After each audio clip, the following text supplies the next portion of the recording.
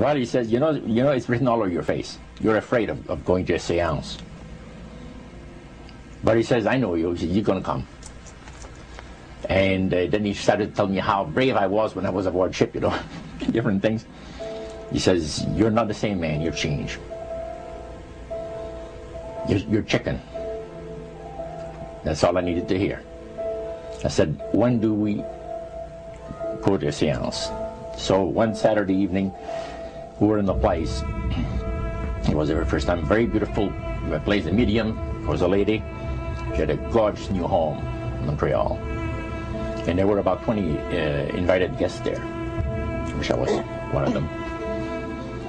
And she communicated with the spirits for different people there. And they were telling them what the spirit said. One man said, I would like to talk to my friend that died 6 months ago. But I don't want him to appear. Just want to talk to him. Because he says, I don't trust you talking to my friend for me. So the medium says, let me inquire of the spirit. Yeah, the spirit will talk with you. And that big masculine voice was heard in the place. It says, hi, Frank. It's nice of you to ask for me to talk with you. And they had a little chat. And after it was over, Frank says, this is the greatest thing on earth, to be able to talk with the spirits of the dead. Then the medium said, we have a very special surprise tonight for you people. A spirit will manifest itself openly here in a few minutes. And it's like a big gust of wind hit the building. And right through the wall.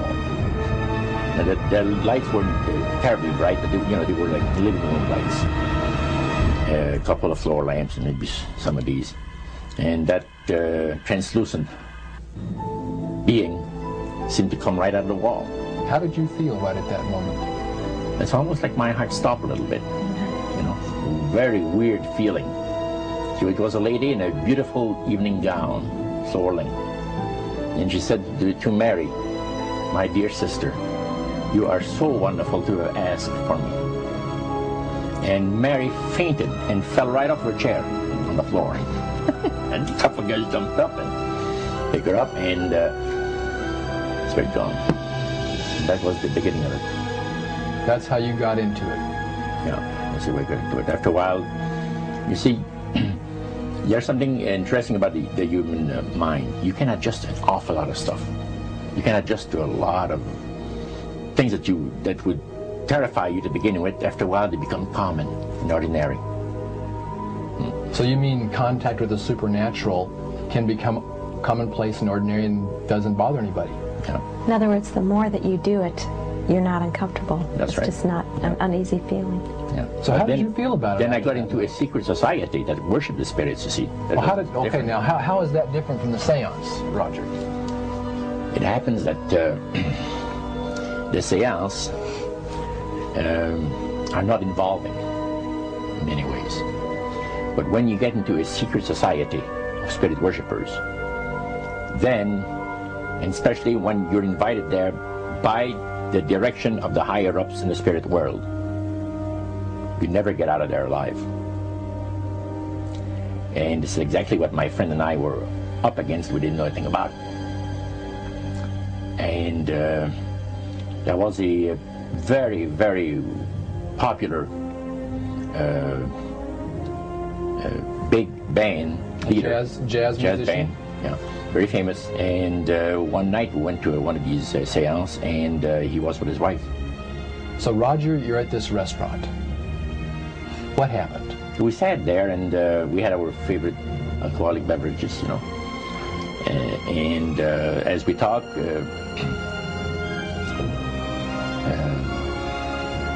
the band leader says, I want power. I go right to the source of power. And he says, how do you think that I became famous the way that I am? Well, I said, you must have had some good luck. Well, he says, there's no such thing as good luck. He says, there's either some power working for you somewhere, or you don't get ahead in this world. Not in my type of occupation. So it went from there. We got talking about spirit worship. Did it intrigue you? Or did it make you want to find out more about what exactly he was talking about? Yeah. So he said the supposed spirits of the dead that you're talking with are demon spirits. They're fallen angels. They're beautiful beings. Just set it out, just like that. Oh, yeah. It didn't make you uneasy when he said they were... Well, it shocked you a little bit, something that you first hear mentioned to you. He said, you guys have got a great future ahead of you. Because we've been told, the high priest of our society, secret society, has been told that the master has very special plans for you too.